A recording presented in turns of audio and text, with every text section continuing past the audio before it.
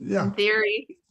So, I've just had so many just bizarre technical issues in the last like 48 hours that I don't like I don't know why it's doing this, but it is. there you are. Hey, I can All hear you, right. but your picture froze in as you Oh, talked about technical issues. oh, sorry. Well, uh, well, it's time we move on to bigger and better things. So welcome everyone to another inspiration behind the stories. I'm here with Benjamin B. White, one of our absolute phantasmagorical editors and authors. And actually, I'd say that this is long overdue because both you and Peter have been around for a very long time.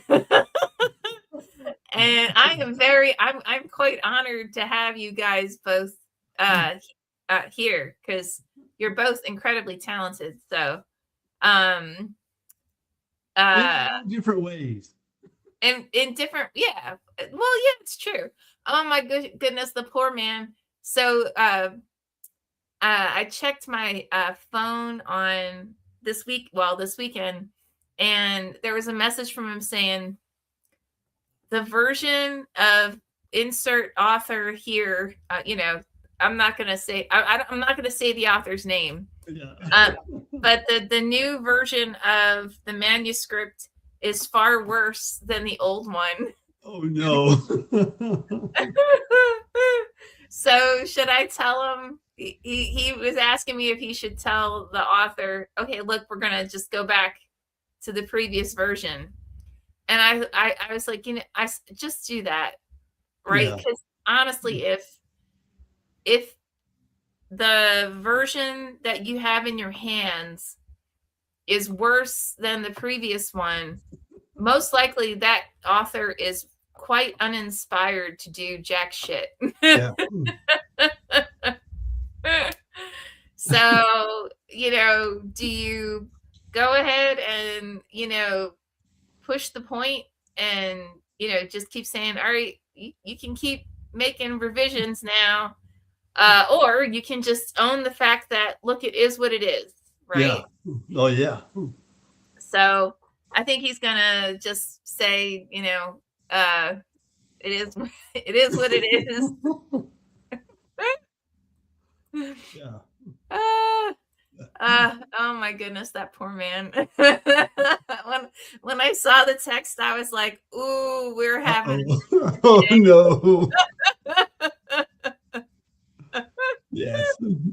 yeah, exactly."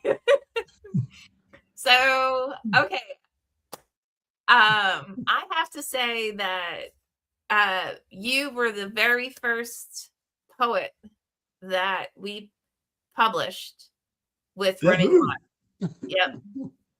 Because I will be the first to own I am a fan of poetry and I am an admirer of one, but I basically can barely do Ring Around the Rosie. And I own that. So it's not but I really when I first saw uh do you remember the very first uh poem that we published? The Cuban. That's right. Yeah. It was the Cuban. In the it's a a longer poem that fit into the novella. It was in the novella anthology. I can't remember which one, but it was one of the early ones. One of Yeah, the yeah. like two or three, no later than number four, I don't think. But Yep. it was it was the Cuban where we had the conversation of, "Are you sure? Are you sure you want it?" And now for context, everyone, so when I sent Ben an acceptance letter, instead of saying, "Oh wow, great," or or "Yeah, this will be cool," he went, "Are you sure?" I think think you've got the wrong person. And I was like, administrative error. And my response was, oh, I'm positive. So, yeah, we printed the Cuban, and then from working with Ben on the Cuban, and not that it needed much work, because in my opinion, most of Ben's writing does not need work, unlike mine. That's the advantage of poetry. It is actually. Well, it's one of the many advantages of poetry. Yeah. So while we were sitting there and conversing over the Cuban, I was like, hey, what do you think about becoming an editor? And he what was your answer? Sure. I'm sure. Sure. Sure. At first, she went, what's an editor? What?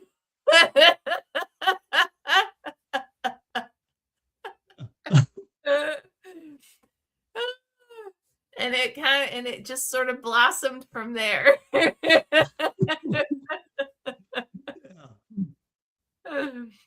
But it's I've been fortunate because I've gotten some good books to edit and work with some good authors, and even the novels or the memoirs or the collection of poems, but the short story anthologies as well. I did 5 or 6 of those. Oh, yeah. And that's working with some good authors. We attract some good authors. I honestly, I think Peter basically goes under bridges and like hands out money.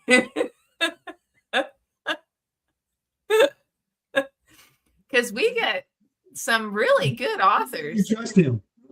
I know, right? Yes. But I mean, I mean, with some really solid credentials. So, and that was especially prominent to me when I was looking over the submissions that we have in Submittable right now for the novella anthology and for the full-length works. I was like, I was reading the creds, and I'm like, dear God. And my response to the author is, are you sure? Yeah. Are you sure? Are you sure? I don't think this is right. Yeah. So anyway, all right. So back to okay, so and for those of you who are watching, this is also this is military month, right? Is it? I think so. Okay. Yeah. So with that in mind, are we still in April? Yeah. Yeah, I think so. Yeah. It's like, huh? Who? You? What? Oh my goodness. So with that in mind, so why don't we first start with so what first sparked the stories that you have in the collection of Down Along Highway 90? Oh, I was all set to go Recon Trilogy. You set me You up. want to do trilogy? Let's do trilogy. Well, it was a military thing because the Recon Trilogy, that all started with an idea of what would it be like for a soldier in Vietnam to wake up and be at Woodstock and at the music festival in the 1970, and okay. And it just grew from there and became a longer poem. It's the Recon, it's Triggerfish 1-2 is the name of the first part, and it grew from that. I said, well, let me give him a head injury to where he can travel through time and space without me having to explain how he did it.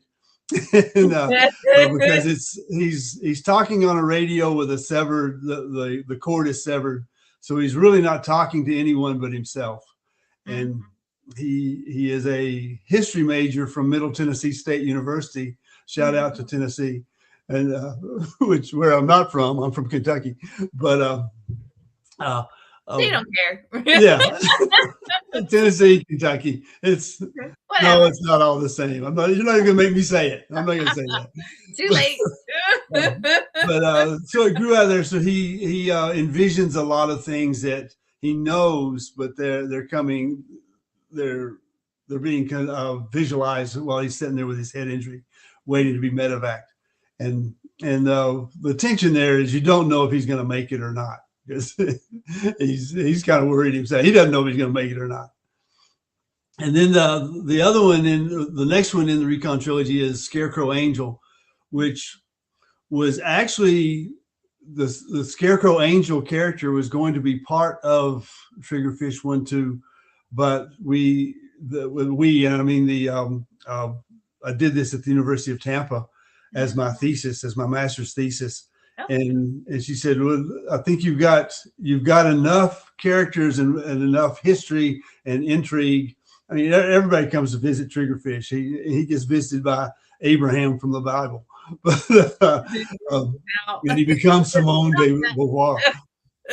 But so we took Scarecrow Angel out, but I really like the concept of him, and so I put him with a soldier in Vietnam. He was coming back. He had been the childhood imaginary friend of the soldier on watch, and so he comes back and they have a conversation. And then the next one in Recon trilogy is the leg. And the leg gets blown off in Vietnam, but it creates its own sentient being. It survives, and the soldier gets sent home, of course. So there's a tension between what the soldier thinks about when he's at home and what the leg is doing, still hopping around in Vietnam. And then the +1 part was. Lisa came back and said, okay, we need one more part to round this out. And I said, well, I don't know how to spell quadrilogy, so we just call it Recon Trilogy +1. And she said, yeah, we can go with that because I don't know how to spell it either. If it's a word or not, we don't know. And that was the El Dorado, where a soldier who's on his way to Vietnam gets on the Greyhound bus in Albuquerque.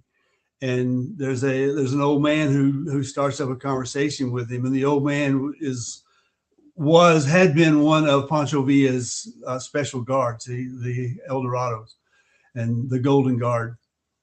And so they struck up a conversation, but then you really don't know what they talk about. They talk about being in the revolution and going to war, but you don't see that conversation. But when that soldier gets a head injury in Vietnam, when Lonnie Trujillo gets a head injury, he visualizes the Greyhound bus pulling up, and the old man, the El Dorado, gets off the bus and helps him get back to base. So that's the Recon trilogy for Military Month. Highly recommended. It's again, it's written in I won't say narrative poetry, because narrative poetry comes with that traditional Homer and the Odyssey format, but it's neo-narrative poetry, where it's using the poetic form to tell the story, and they are longer, like the Cuban. The Cuban was longer. And the Cuban, I like the Cuban because he the Cuban is from Russia. Of course he is. The Cuban is Russian, and it spans almost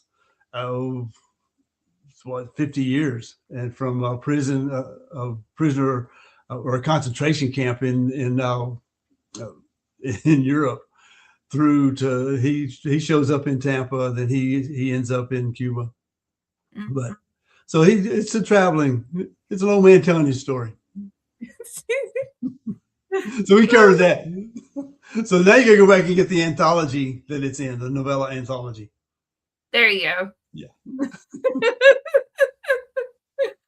All right, so we're focusing on the trilogy plus one. Still? So- okay. I was ready to shift gears again. Oh, well then fine. We can always change it. Well, they're both listed there. They're both the author of both of them are on the blue tag. Well, that's true. Well, it's true. It's true. I did write them both. Yes, you did. So someone added questions to our list, which is fascinating. The list of questions that I've blown out of the water and we've deviated from already. Right? Yeah. Well, and it's like, so someone added, so what question were you obsessed with while writing? And I'm like, I didn't write that. I know I didn't write that. Like, and it's, yeah, someone changed a lot of the questions in our Q&A. They knew that I wasn't going to stick to them anyway. So, well, that's true. You want to know, Lisa? That's true. I mean, at least I try. You know.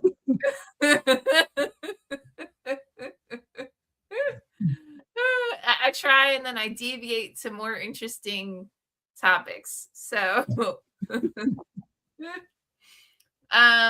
like, no one wants to know this.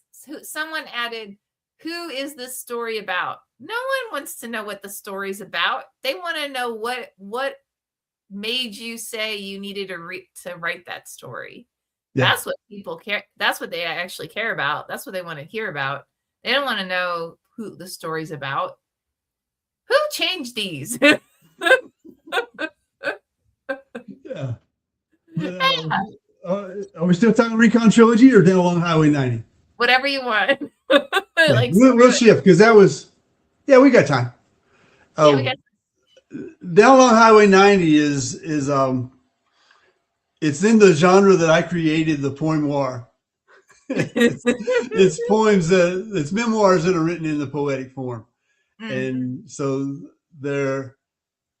some would look at it, and I like this part about it because it works on different levels. Some would say, well, that's just nostalgic, looking back at a childhood or coming up in a certain place. But I see it more as relating the meaning of the culture that I grew up in, because I came up in an oral tradition where stories were, sometimes that's all you had was the stories. And my grandmother used to start off the Three Little Pigs. Once upon a time there were three little pigs. She didn't start it off that way. She said, once upon a time, the old Mama Sal went in. She saw those three useless children of hers laying around and said, you three have got to get up and go fend for yourselves. So that was the beginning of the Three Little Pigs. Go fend for yourselves. All right. And so when you're subjected to that, because you know the story of the Three Little Pigs, and you know how it starts. It's a little nice story, but she added that personality to it, and it makes you start to wonder about all your experiences and the meanings that are there, the personality of the events. And so Down Along Highway 90 is just a series of, well, it's actually three collections in one. So it's collections that reflect on a place and the memories of a place. The first one is Conley Bottom, and that's more of a people memoir, where Mill Springs is more of a place. The second one is Mill Springs. And my family lived in Mill Springs for about 6 months as we had just gotten back from Alaska, and we were waiting for our house. It had been rented out, so we were waiting for the lease to expire so we could move in. Mm-hmm. And so we lived in Mill Springs for 6 months. And Mill Springs, the place part is it's the site. The Battle of Mill Springs was a Civil War battle site, and big there in Wayne County, and it was actually the last war that Kentucky was really in before they became a border state, because the South retreated, but the South had lost and retreated, but that Southern rebel Confederate mindset of the South still lived there, and you grow up in it, and so you move in there and you see what's going around, and you make memory and meaning out of it, to tie in some of the conflict that had happened 100 years before with the conflict that was happening with the family about to go through a divorce and scatter in different ways, because there were 6 children at the time. Well, Wow. There's still 6 children, but we had 6 children that were 2 of them were older and out of the house on the way to other adventures. But then the 4 younger ones we were there in the house, and so there were 6 of us, and so you think about what was going on in the Battle of Mill Springs, when now we're back here in a different kind of battle, but it's the same place, and it's the history still hovering over the place. That's more of a point more of place. And then the third one is just the county seat of Wayne County is Monticello. And it was just the things that you remember about a small town in Kentucky. And that's been replaced by a Walmart out on the bypass. But it used to not have a Walmart on the bypass. It used to have a downtown. And so the things and the people that went on there had to be written, because it's again, that storytelling history and tradition that I came up in. You tell stories, but you tell them, you try to get all the meaning out of them that you can, which poems let you do that, I think, in a very small space. And when you start to write too much, you lose energy. So you maintain the energy to get the meaning into the poem in that small space. So those 3 collections make up Down Along Highway 90, which runs through Wayne County. And I love my favorite was the response we had from a salesperson when they saw Down Along Highway 90. They were like, "You can't do this because X, Y, and Z." And I was like, "Who are you? Why do you think you have the right to tell someone what they can and cannot do?" But I was like, okay, I'll talk to Ben and see, like we'll look at it. And we looked at it when you went, no, Yeah. but that's not how things work. I contacted the mayor in Monticello and said, it's Highway 90. It's not Main Street. It's not that highway, or not this. You don't call it this. It's Highway 90. It's always been Highway 90. And so I said, no, this is where I grew up. I remember. I grew up down on Highway 90. And the mayor said, yeah, it's Highway 90. So, because the mayor now is I was a classmate in all through high school, but all through school and high school for sure. But he said, no, it's Highway 90. Why are you even asking me this? I'm the mayor. I've got stuff to do. I said, you're the mayor of Monticello. You can ask me questions. Yeah. But he said, who would question Highway 90? Why is that even a question? And we both went, Yeah. Oh, yeah. Got no idea, but yeah, I said I'd follow up, but that was weird. Yeah.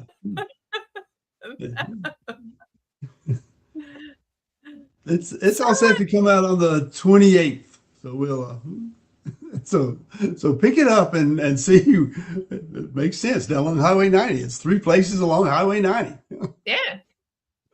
Someone changed these to really pedantic questions.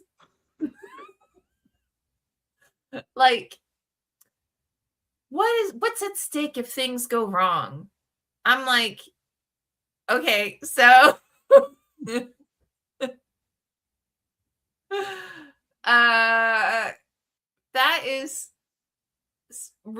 basic. So, I don't know. Well, I can answer it from a poet's point of view. Okay. If you get anything published, call it victory, because so many places now shy away from publishing poetry anyway, and so there's nothing. Just call it victory for getting it out there, and appreciate anybody who finds it and appreciates it for what it is. There's I've got 60 more collections ready to go. So if one of these doesn't work out, I got contingency B sitting here typed up, ready to go. All right. That works. Well, I guess I get to go with this because I don't remember the other ones. At least not. Well, I do, but I don't. So what kind of an emotional ride can a reader expect? I think again, if one reader is going to read it from a nostalgic point of view, and say, well, what was it like when the event that I remember the most from my childhood? How much meaning do I still carry? How much memory do I still carry? And so there's that emotional attachment. Not to, you didn't have to come up and down along Highway 90 to have the feelings for a place and the people that you know. And you don't even have to be a child. It's not like childhood memories. It could be yesterday. Who did you talk to yesterday? And the emotional contacts that you have with the shared human experience that is out there in the stories that we hear. It's well, and even in the front work of Down Along Highway 90 talks about the paradox of you have to be deeply embedded in a culture to understand it well enough to write about it, but you also have to transcend it to write about it, because you got to get out of it to find that meaning. You can't write from within it and see the same meaning as you would see if you rise above it and look back down at it and say, this is let me rise above what I've taken for granted, because there is meaning there, but you've got to step out of something you know really well to write about it. It's funny, I get invited to speak at writers' conferences a lot, which I'm quite thankful for, because to me, it's an opportunity to have FaceTime with authors and aspiring authors and editors and poets and so on. And lately, I've been getting invited to a lot of poetry panels. And the very first thing that I start with is exactly what you started with. If you're a poet and you get something published, do the happy dance of joy. Because so few publishing houses, you've basically got to be one of the Kardashians if you want to have a poetry collection to sell. So, and by the way, that's not going to happen. Just, putting that out there. Yeah.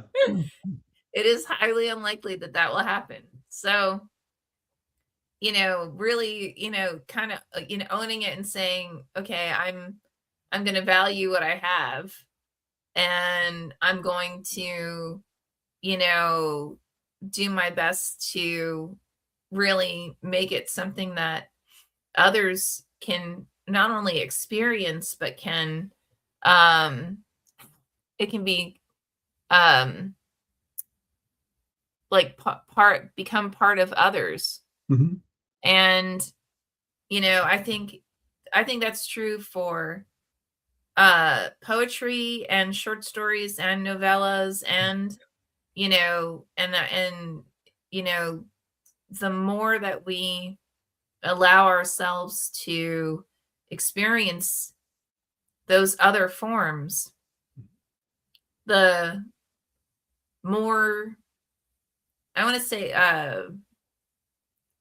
knowledgeable and the richer our lives become.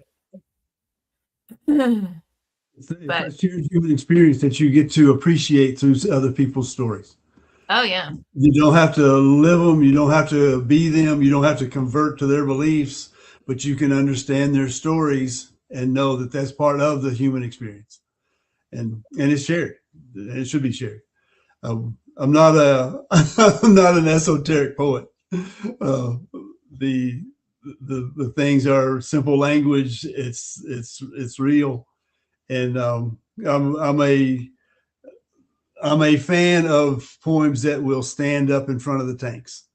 Mm. Yeah, and the poems that stand in front of the tanks, those are my favorites because they stand up and point out. You may think one thing, but there's other things going on. Oh, yeah, absolutely.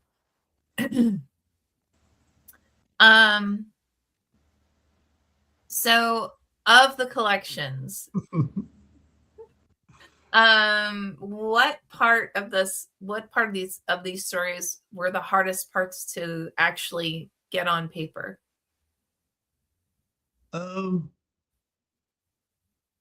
Actually, once I get the idea, it flows because I've said it many times. I'm a prolific poet because I'm a lazy fiction writer, and vice versa, But so it's just a matter of getting the ideas and then once they start coming and the memories and the meaning start coming, they'll flow pretty easily. Because I set a goal for myself back in 2011 to write a poem a day. And that was January 1st. I made it to March 24th and I missed a day. And I didn't like the way that felt. So I have written at least one poem a day since March 25th, 2011. That's 15 years of poetry. And many times I've written as many as 20 poems a day. And so you do the math. So it's like 21,000 poems or something like that. And one or two of them are pretty good. But it's I don't have that. Once the idea is there and the memories and the meaning come flowing, it flows pretty easily. And one thing that I will find is I'll look at an event from one angle, then I'll look at it another, and sometimes they get repetitive, and I have to watch out for that. And say, I kind of said the same thing in another poem. Let me rearrange this one or take it out altogether.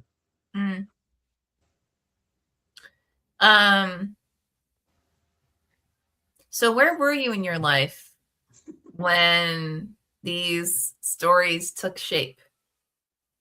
With the Recon Trilogy, it was probably growing up in the 60s when the nightly news was given the war news from Vietnam. And my second oldest brother was stationed in Da Nang for a year. And so it was there in the background. It wasn't like I was paying that much attention to Vietnam when I was 8, 9 years old, but it was there in the background and had that impact where you remember it and you say, well, let me write the Vietnam trilogy from a kind of perspective that Stephen Crane, he wrote about the Civil War, and he was not in the Civil War. A lot of people think he was, but he was not there.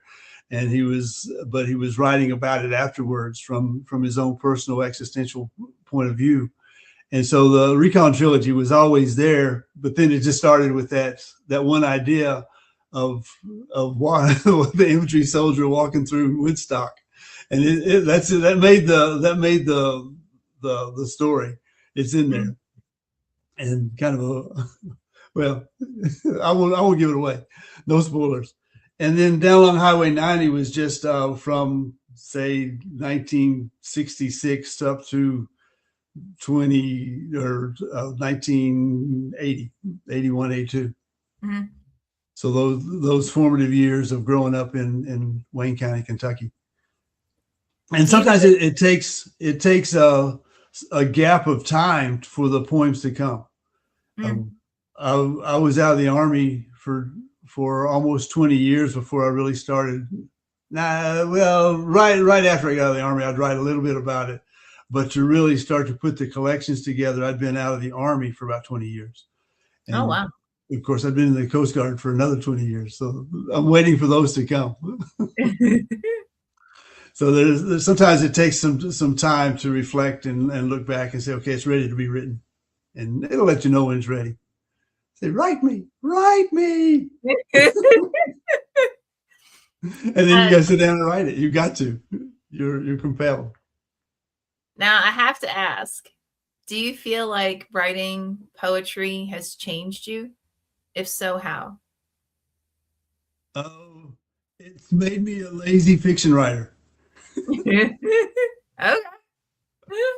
And I appreciate when Running Wild Press has had some solicitations for stories, and I appreciate those because it forces me into another genre and away from poetry. And let me write the short story that I can write. And I do have, I hate to admit it, four novels with characters sitting there suspended, waiting for me to get back and take care of them. But the writing poetry is just it's been something that's always been there, and which is a surprise to a lot of people because I do have a military career of 22 years, and it's cognitive dissonance to think, oh, you've got that military career, but you're a poet. I said, well, yeah, my poems stand in front of the tanks. So because the warrior poets, they've written some good stuff from Wilfred Owen to Keith Douglas in World War II. Leroy Quintana from the Vietnam War, he's a Hispanic poet. A great book called Interrogations. If you can find it, buy it because he captures it well. And so I've also got a degree in philosophy, so they go hand in hand. More cognitive dissonance. You've got a degree in philosophy and you're an officer in the Coast Guard? Yes, I was. But so I think it's just been part of me, and not necessarily changes me. I think it changes the perception other people have of me, and when they find that out, because when they say, "Oh, you wrote that?" Yeah, I wrote it. I'm not just a pretty face. Dang, damn it. That's right. Oh my goodness.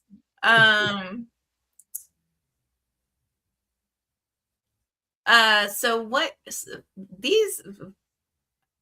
I need to go back and find the original list of questions because someone really effed these up.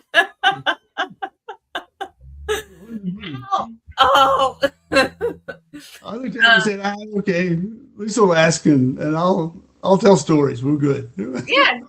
I mean, well, that is true. That is what we do. But still.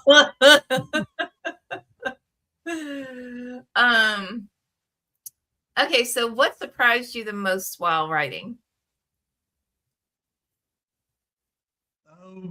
The ability that, and it probably happened when I was working on the MFA at Tampa, University of Tampa, with their MFA. It didn't change necessarily what I wrote. It changed how I wrote it, and it allowed me to explore where poems lose their energy. And you think, well, it's a great story, and all these details have to be in there. And then you say, well, no, it loses energy there. You've got to shorten it, and the ability to shorten it and cut out or move or save that for another day. That was a pleasant surprise to find that ability and kind of be given the green light to do that.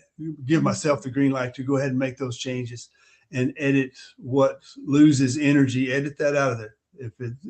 Because if I lose energy, I know the reader's going to lose energy. Blah blah blah blah blah blah. and so you make it tight, and you make your language stick to the memory, and then get to the meaning. Because I like that. The last line, the last stanza, or the last couple of lines to have the meaning that, oh, that's what it's about. That's why it was written. And so it's the analogy that I heard once was, you start to paint with the floor of a room, and as the poem progresses, you start to get a smaller square, and then when it hits you, you're in the middle of the room and you can't walk across the fresh paint. You're stuck because the poem hits you and it sticks with you. Like, you can't walk out because you make a mess of the paint and get on your shoes. So it's a matter of looking at poetry that way, of starting in the room, but then narrowing it down to that last square that you haven't painted yet, because that's where you stand with the meaning. And that's a good visual. Oh yeah. Oh, definitely. Absolutely. Is there anything that almost didn't actually make it into the book? And why did you decide to keep it? This is how I know we did not write these, because that's too you're not gonna leave something in Running Wild. Yeah. Because we have a tendency to like do quite a bit of cleansing, I guess you could say. Yeah. So. Yeah. And I think going back to Triggerfish, taking out Scarecrow Angel, the imaginary childhood friend, coming back, and you can see it. You can see, well, he's dressed in Walt Whitman clothes, Scarecrow clothes, and but he was taken out of Triggerfish because it was a great suggestion. He's a great character, but there's so many rich characters in Triggerfish that maybe take this one out, but I couldn't take him out completely. He had to have his own, and he got his own standalone poem. And where he comes back and has a conversation with the now grown child that had him as an imaginary friend, and which it was an idea that I shamelessly stole from William Blake. And he has the angel, or it's a poem about the angel, the childhood angel coming back. And so it was, what would your imaginary friend talk to you about if that imaginary friend came back now? What would you talk about? And so the things that come out usually don't go too far. I'll hang on to. I'll take them out of one collection, but they'll show up in another, or sometimes they'll show up in both. Yeah. Hey, if it works. Again, from the different angles, you look at it from different angles to make it work. Yeah. Yep. Who do you think will fall? Who do you think will fall hardest for this book? Anybody with a childhood with memories. That's down along Highway 90. I think again the connection is, we all have lived experiences, and you didn't have to grow up down along Highway 90 for it to spark your memories and meaning for things that you lived through. And that's what it's about. It's the poimoire of not generic, but specific enough events that one person lived through that spark specific enough events that you lived through, and you remember and say, that's maybe I can look at that at a different angle and a different perception. and then the Recon trilogy, it's just they're good stories that are drawn from a turbulent time in U.S. history, and get you to think that I think this is a perception of soldiers anyway. They go to boot camp and they become machines, but they're not machines. Soldiers are people, and they've got many different backgrounds that are so diverse and so interesting that you can't stereotype the military at all. Oh, there's just too many different experiences going on. No, and that's I went to Army boot camp thinking that I knew a lot about people. I'd been to two different colleges. Had gone to baseball camp a couple of years and met people from all over the country. And I thought that I was experienced and probably more experienced than some. But when I got to Fort Benning, Georgia, it was an eye opener of that cross section of American people that go to the military, and there's no way you can stereotype and prejudge the military. It's just too diverse. that's fair. Yeah. I don't know. Yeah. I was going to ask, so what mood should readers be in when they sit down to actually enjoy the book? I think in the overall intent of the book is to tell stories. So be ready to read about a story. And again, they're short, they're in poetic line form. And so that makes it easier to read. Even the Recon trilogy, or go back to the Cuban, it was written in that format to where each line has to carry impact to make its point and join the other lines in that stanza and tell the story without the parts that readers sometimes skim over. You can't skim over the lines because there's meaning in each line by craft. I think that's the craft that tells the story. They're not heavy on description. You'll know where you are and you'll know what's going on, but they don't get into the depth of description like prose might, and they can't afford to. They've got to get in, make the point, get out.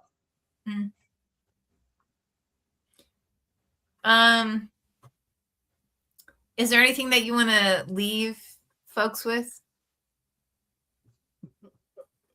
100,000 copies sold starts with you. Ow! Stop that. No, I think it's just they were written to tell stories, and they're meant to tell stories. Of course, down along Highway 90 was lived experience, but those are sometimes the best stories. The Recon trilogy, as you might imagine from my overview of it, it's fiction, total fiction. I found out if you give somebody a head injury, you can let them do anything. They can go anywhere. I got a head injury. I'm way over here. But I'm terrified. Because the cognition and the consciousness can,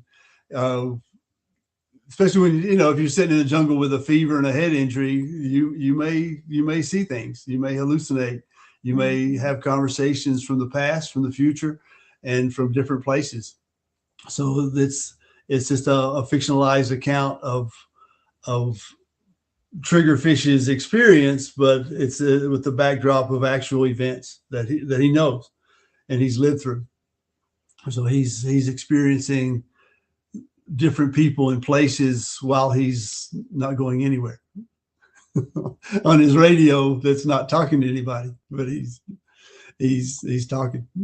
And that's one thing with on the radio. It's the radio speak is very poetic in nature anyway. It's got its own cadence, and when you get to just the way you speak on the radio, it's got a very almost lyrical cadence to it, and so it was written that way as well, especially when it's on the radio. There's radio speak that sounds like a poem. No, that's yeah, absolutely, that's true. I mean, we laugh, but it's true. Yeah. Cool. Well, I think with that, I want to say, as always, a distinct pleasure. Thank you for the giggle. I'm gonna go and curl over in a ball.